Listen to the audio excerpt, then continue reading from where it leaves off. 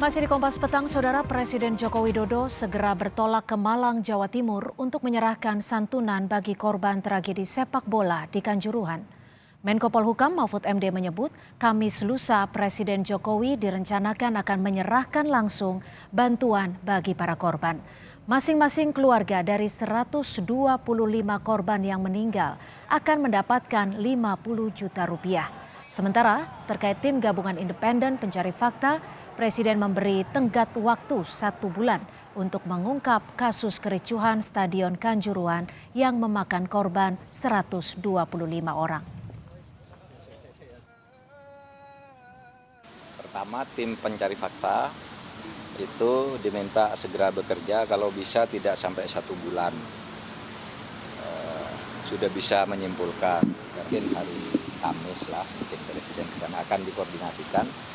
Dan sampai saat ini masih tercatat 125 orang meninggal, dan itu masing-masing keluarganya akan diberi 50 juta dan akan diserahkan Presiden di Jawa Timur lah.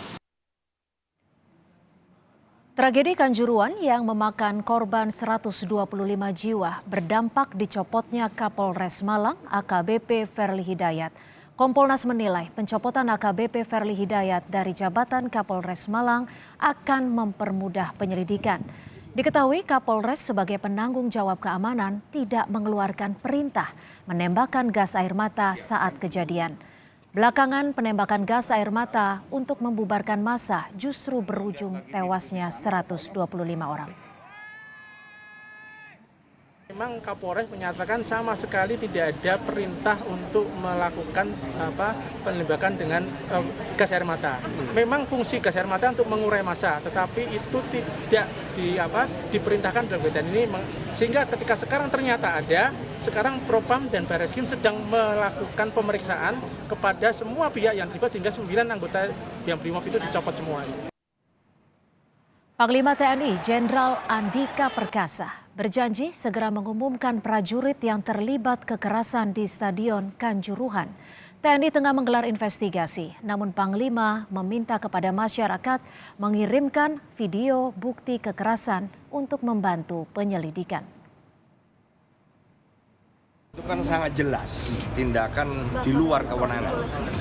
Jadi kalau KUHPM pasal 126 sudah kena, belum lagi KUHP-nya. Jadi kita tidak akan mengarah kepada disiplin, tidak, tetapi pidana. Karena memang itu sudah sangat berlebihan. Oleh karena itu kita juga menghimbau apabila ada video-video lain yang beredar, kan ada beberapa ya, ada 2 atau 3 versi.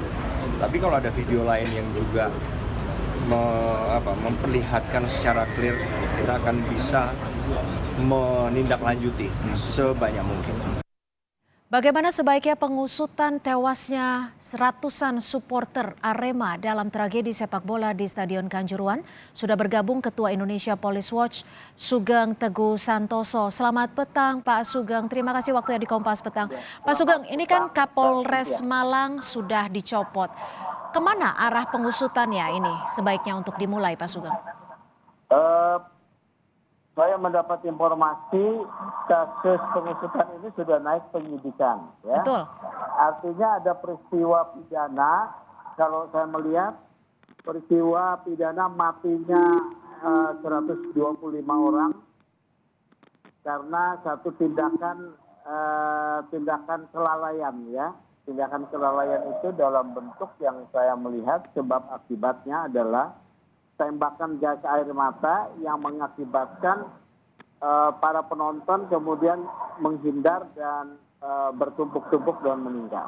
Nah, pengusutan ini kan diarahkan ke sana, ya. Jadi kita akan tinggal melihat apakah tim Mabes Polri dan Propam akan menyimpulkan siapa pihak yang bertanggung jawab. Begitu, Mbak. Iya, Pak Sugeng, pantauan Anda atau pengamatan Anda, sejauh mana sih sebenarnya keterlibatan polisi dan juga tentara dalam tindak kekerasan di Stadion Kanjuruhan ini? Ini nggak bisa dilemparkan hanya kepada polisi, ya. Jadi pertandingan sepak bola itu satu wilayah yang sebetulnya dalam kewenangan panitia pelaksana. segala sesuatu yang terjadi di dalam lapangan sepak bola dalam kompetisi ini, manajemennya, manajemen keselamatan dan keamanan di stadion itu tanggung jawab dari panitia pelaksana. Ya, bertanggung jawab panitia pelaksana berdasarkan peraturan tentang keselamatan dan keamanan stadion. Ya. Yang diadopsi oleh PSSI dari FIFA. Jadi di sana polisi hanya bagian dari satu bantuan pengamanan. Jadi polisi di sini walaupun memang terlihat ada kekeliruan, kesalahan prosedur ya, itu harus diusut sampai ke belakang. Apakah di dalam persiapan pengamanan jauh sebelumnya itu ada koordinasi? Karena jelas sekali di dalam regulasi keamanan dan keselamatan stadion, pasal 19 itu dilarang penggunaan gas air mata. Apakah itu diketahui?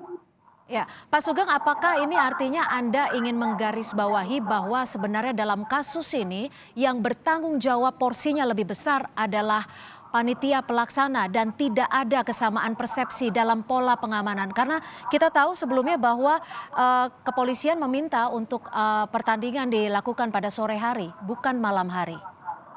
Iya, betul. Bahkan saya mendapatkan satu surat lagi dari PT LIP ya. Nah, ini diminta pertanggungjawabannya PT LIP nih, PT Liga Indonesia Baru. Justru setelah Kapolres meminta kepada panitia pelaksana untuk dilaksanakan siang hari pukul 15.30, PT LIP kemudian mengirim surat kepada panitia pelaksana agar melakukan upaya berbicara sedemikian rupa dengan Kapolres agar pelaksanaan tetap berlangsung semula untuk mengejar jam tayang. Jadi surat itu juga satu bentuk yang mengaitkan pertanggungjawaban PT LIP atas terjadinya insiden ini. Ya. Jadi gitu. Ya, kalau terkait dengan penggunaan gas air mata seperti apa nih Pak Sugeng melihatnya? Karena kan kalau kita lihat ataupun kita dengarkan penjelasan dari Kompolnas, Kapolres tidak memerintahkan untuk melakukan penembakan gas air mata. Artinya kan itu keputusan Pak dari komandan lapangan ya, yang melihat situasi tersebut. Itu sudah clear lah ya. Akan tetapi yang harus kita sampaikan, apakah komandan lapangan, polisi bertugas, itu di dalam rapat persiapan keamanan sudah diberitahu bahwa ada regulasi yang melarang dibawanya senjata api dan alat pengurai massa ke dalam stadion, apalagi digunakan, ya.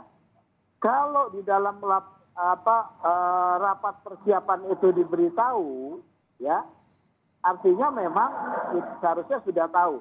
Tetapi kalau tidak tahu, ya, karena memang tidak diberitahu, karena ada regulasi ini kan regulasi. Artinya internal. tidak ada persamaan persepsi soal pengamanan di arena seperti itu. Betul di sana komunikasinya masalah. Persamaan persepsi ini juga harus dimaknai dalam bentuk pertanggungjawaban pidana ya. Jadi tidak ada pemberitahuan dari panpel misalnya, atau sudah diketahui tetapi tetap dibawa. Ya.